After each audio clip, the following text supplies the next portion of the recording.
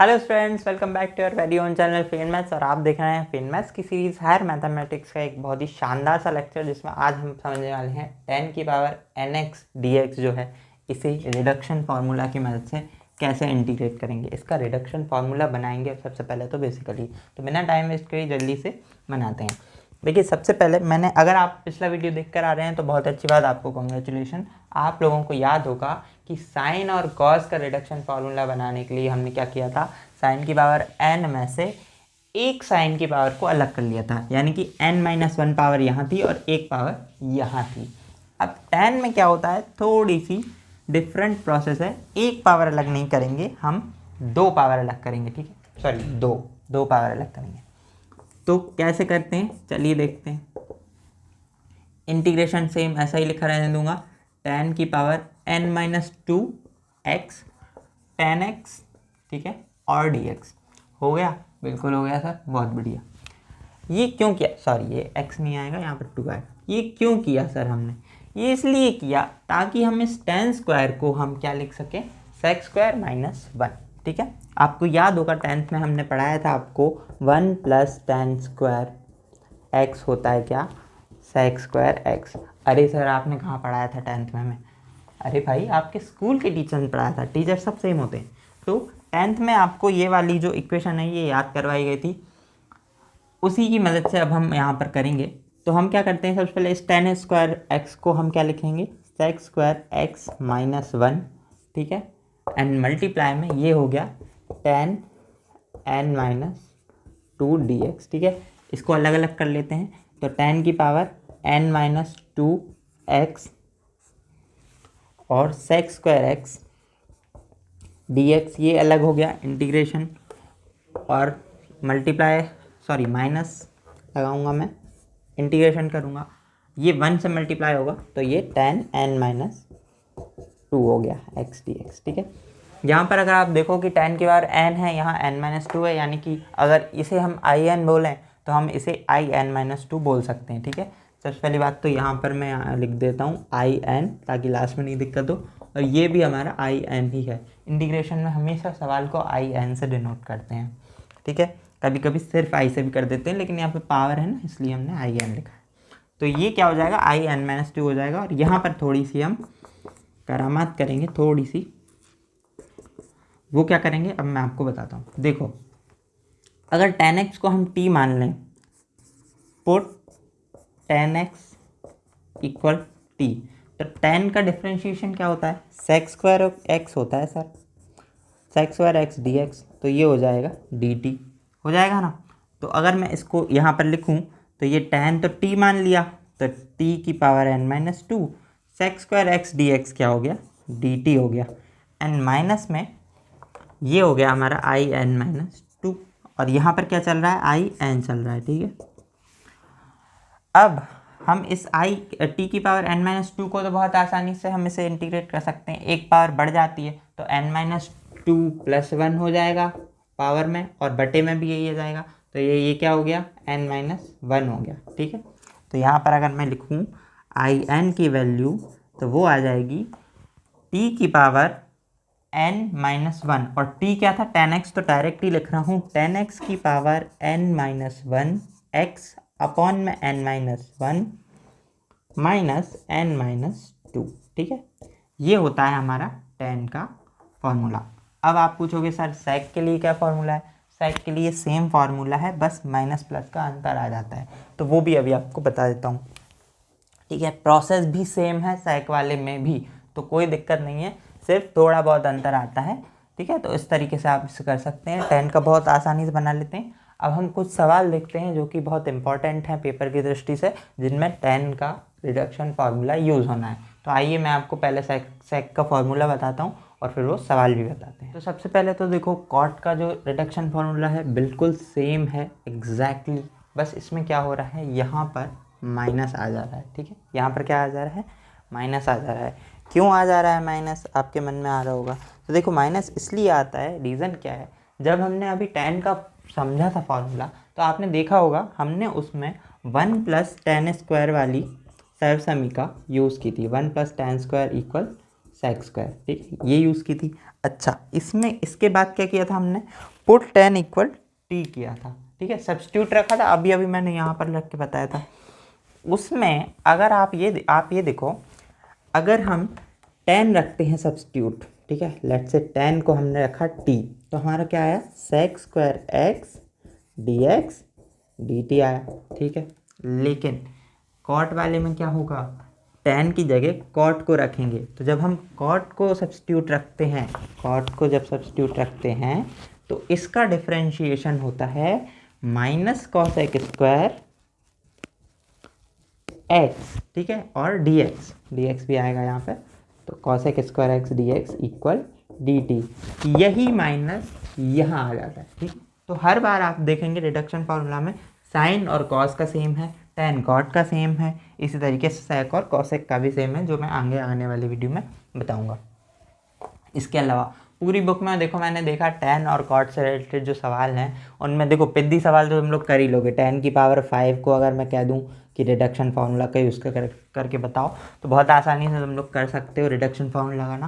पहली बार में क्या होगा, 10 की पावर क्या हो जाएगी, यहाँ पर ये 4 हो जाएगी, नीचे भी 4 आ जाएगा, ठीक है, ये एक्स है, ठीक है, और माइनस ये यहाँ क्या आ जाएगा, 10 की पावर 3, और ये इंटीग्रेशन अगर इसमें फिर से हम लगा दें तो एक ब्रैकेट में लगाऊंगा यहाँ पे, और क्या हो जाएगा, अगर 3 को अगर मैं सॉल्व कर रहा हूँ तो 10 की पावर 3 है तो पहले तो एक कम हो जाएगा, तो 10 की पावर 2x/2 हो जाएगा, और माइनस करके इंटीग्रेशन ऑफ 10x आ जाएगा। और 10x का इंटीग्रेशन क्या होता है, अगर आपको याद है नहीं है कोई बात नहीं, 10 का होता है log sec x, तो इसको भी अगर मैं मिटा के लिखूँ तो यहाँ पर log sec x लिख सकता हूँ, ठीक है, log sec x इस तरीके से लिखते हैं। तो इस तरीके के पिद्दी सवाल तुम लोग कर ही लोगे, कॉट वाले भी कर लोगे। मैंने सोचा एक अच्छा सवाल लेता हूँ जो कि आपको बताऊँ, ताकि आपको भी इसकी प्रैक्टिस हो जाए। अच्छा, एक और चीज़ देखो, मेरे पास जो बुक है अभी जिससे मैं आपको लोगों को पढ़ाता हूँ वो है श्री शिक्षा वाली है, और एच के पाठक के द्वारा लिखित है, एच के पाठक इज़ द राइटर।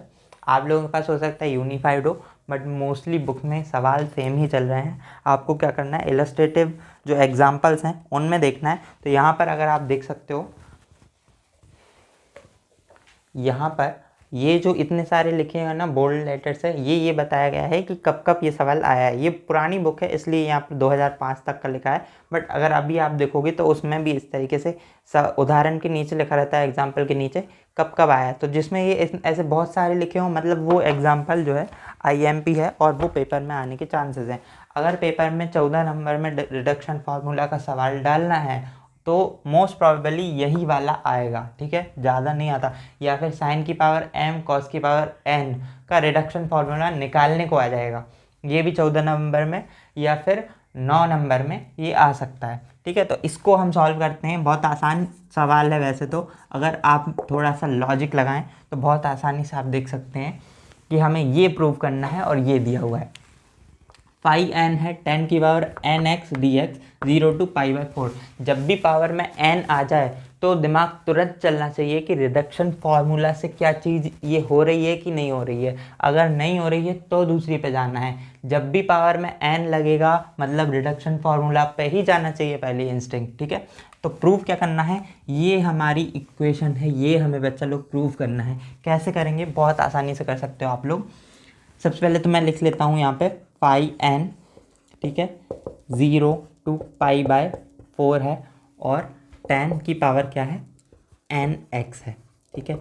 अगर मैं इसे सॉल्व करूँ तो रिडक्शन फार्मूला की मदद से क्या होगा, रिडक्शन फार्मूला की मदद से इस चीज़ को हम लिख सकते हैं क्या, 10 की power n-1 upon n-1 x, ठीक है, एंड 10 की पावर n-2 x, ठीक है। ये चीज़ हमें आ सकती है, ये चीज़ हम बहुत आसानी से लिख सकते हैं कि नहीं लिख सकते हैं। और यहाँ पर जो हमारी लिमिट्स हैं वो क्या है, 0 to π/4 हैं। अगर आप ज्ञात नहीं हो तो मैं आपको बता दूँ, 10 की वैल्यू π/4 पर 1 होती है और 10 की वैल्यू 0 पर 0 होती है। ये एक ट्रिग्नोमेट्री की एक टेबल बनाते हैं जो 10th में रटाई जाती है, आई होप आपको याद होगी।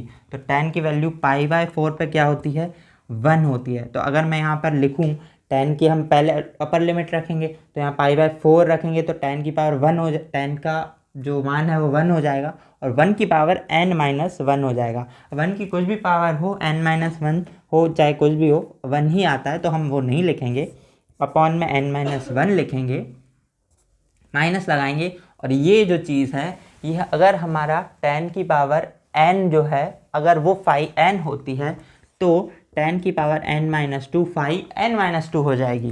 तो इसी तरीके से हम इसको phi n-2 लिख सकते हैं। यहाँ पर हमारा phi n था, अगली स्टेप में इसे उठाकर यहाँ ले आओ तो ये हमारा जो इक्वेशन हमें प्रूव करने बोला गया है ये हमारी इक्वेशन प्रूव हो जाती है। देखो यही इक्वेशन है phi n-2 1 अपॉन n-1 phi n-2 1 अपॉन n-1 सेम एग्जैक्ट सेम आ गई है। ठीक है, अगर आपने थोड़ा सा दिमाग लगाया हो तो मैंने आपको पिछले वीडियो की शुरुआत में बताया था, यानी कि रिडक्शन फार्मूला की फर्स्ट वीडियो की सबसे स्टार्टिंग में बताया था कि हमारे रिडक्शन फार्मूला जो होते हैं वो आई एन को आई n-2 से कनेक्ट करते हैं। आई एन को कहाँ लिखा है रिडक्शन फार्मूला, यहाँ कहीं पे लिखा है क्या, देखो ये लिखा है, तो आई एन को आई n-2 से कनेक्ट करते हैं। इसीलिए यहाँ पर अगर phi n है और phi n-2 भी है और सवाल में पावर n है तो ये पूरा इंडिकेट कर रहा है कि रिडक्शन फार्मूला से ये तुरंत हो जाएगा और इतना जल्दी ये हो गया। ऑल्सो इसमें एक और चीज़ थी, इसी सवाल में लिखा हुआ था नीचे ऑल्सो फाइंड phi 5, ये भी इसी में लिखा हुआ था क्योंकि ये बड़ा सवाल है, तो ऑब्वियसली ये बड़ा सवाल है तो इसमें एक ही में दो इन्होंने सवाल दे दिए हैं, तो ये भी बहुत आसानी से आप कर सकते हो। मैं तो कहता हूँ मिटाने की भी ज़रूरत नहीं है, यहाँ पे कर देता हूँ। phi 5 निकालना है ना, यानी कि tan की पावर हमें क्या निकालना है 5x निकालना है dx इंटीग्रेशन। पहली बार अगर मैं इंटीग्रेशन में रिडक्शन फार्मूला लगाऊंगा tan के लिए तो क्या आएगा, पहली स्टेप हमारी आएगी सर tan की पावर n-1 एक कम कर दो यानी कि 4/4, ठीक है, माइनस करूँगा तो क्या हो जाएगा tan की पावर 3। ठीक है, अब हम ये का इसको जब हम सॉल्व करेंगे tan की पावर 4x/4 माइनस करूँगा तो क्या हो जाएगा tan 3 है, मतलब एक पावर कम कर दो यानी कि tan²/2। ठीक है, और माइनस लगाऊंगा और क्या लिख दूंगा tan n-2 करना है, 3 में से 2 गए तो 1 बचा तो x इंटीग्रेशन dx। ठीक है, और ये ब्रैकेट लगा दिया। अब क्या करूँगा मैं, इक्वल लगाऊंगा tan 4x, ठीक है, अपॉन में 4, यहाँ पर मैं लिखूँगा माइनस tan²/2, ठीक है, x, और ये माइनस माइनस प्लस हो जाएगा और tan का होता है log sec x, ठीक है, log sec x। ठीक है, log sec x के अलावा भी होता है माइनस log cos भी बोलते हैं, बट log sec भी लिखते हो तो कोई दिक्कत नहीं है। तो ये हमारा आ गया phi 5 की वैल्यू। ठीक है, अच्छा ये जो था हमारा क्या था, लिमिट के साथ था तो 0 to π/4 था, विच मीन्स यहाँ पे भी आप सब में 0 to π/4 रख सकते हैं। देखो जब भी आप 0 रखोगे तब तो tan की वैल्यू 0 हो जाएगी, जब भी π/4 रखोगे तो tan की वैल्यू 1 हो जाएगी, बट क्योंकि 1 हो जाएगी तो 4 पावर रखो चाहे 2 पावर 1 ही आना है तो लास्ट में कोई दिक्कत नहीं आएगी। तो ये था tan का फॉर्मूला, रिडक्शन फार्मूला कैसे निकालते हैं वो बता दिया। कॉट का आप लोग मन से निकाल सकते हो, बस मैंने आपको बता ही दिया है, जब आप सब्स्टिट्यूट पुट करोगे तो वहाँ पर आपको माइनस साइन आ जाएगा, वही माइनस साइन आपका यहाँ पर दिख रहा है, तो ये सेम है, आप इसको कर सकते हैं। ऑल्सो अगर आप चाहते हैं कि आपको एग्जैक्ट फ़ोटो मिल जाए या फिर PDF मिल जाए जिसमें आपको ये बता दिया जाए कि भाई कॉट का कैसे निकाला, तो मैं आई होप मैं इसको ना हैंड रिटन में करके और उसका PDF बना के टेलीग्राम ग्रुप में डालूंगा, जो कि आप टेलीग्राम ग्रुप से ले सकते हैं उसको। रिडक्शन फार्मूला निकालना या फिर ऐसा कुछ टाइटल बना के मैं डाल दूंगा, तो टेलीग्राम ग्रुप में वो फाइल डली रहेगी हमेशा के लिए। आप लोग जल्दी से जल्दी हमारा टेलीग्राम ग्रुप ज्वाइन करिए, वहाँ पे अनाउंसमेंट्स भी करते हैं, मैथमेटिक्स से जुड़े बहुत सारा मटेरियल मेरे पास है जो मैं वहाँ पर ही डालता हूँ। तो जितने भी है मेरी जो वीडियोस हैं इनके हैंड रिटन नोट्स चाहिए, यानी कि मोस्टली सबके तो देखो अभी पॉसिबल नहीं है, बट मैं धीरे धीरे कैचअप कर रहा हूँ, तो उसमें हैंड रिटन नोट्स भी डालेंगे, बहुत सारा मटेरियल भी है, कई सारे बुक्स के PDF है वो भी वहाँ डालेंगे। तो आप जल्दी से ज्वाइन कर लीजिए टेलीग्राम ग्रुप को। मैं मिलूँगा आपसे नेक्स्ट वीडियो में, जहाँ मैं सिखाऊँगा आपको सेक का रिडक्शन फार्मूला कैसे निकालते हैं, सेक और कॉसेक का दोनों का बताएंगे और कुछ और सवाल भी कराएंगे। इसके बाद हम फिर बढ़ेंगे साइन की पावर mx कॉस की पावर nx वाले वीडियो की तरफ, तो वो बताऊंगा मैं अगले के अगले वीडियो में। तब तक के लिए आप लोग पढ़ते रहिए, मैं आपको यहीं मिलूँगा इसी चैनल पर इसी तरीके से पढ़ाता हुआ। पढ़ते रहिए, हंसते रहिए, खुश रहिए और मैथमेटिक्स को समझते रहिए। मिलते हैं नेक्स्ट वीडियो में, तब तक के लिए जय हिंद, जय भारत।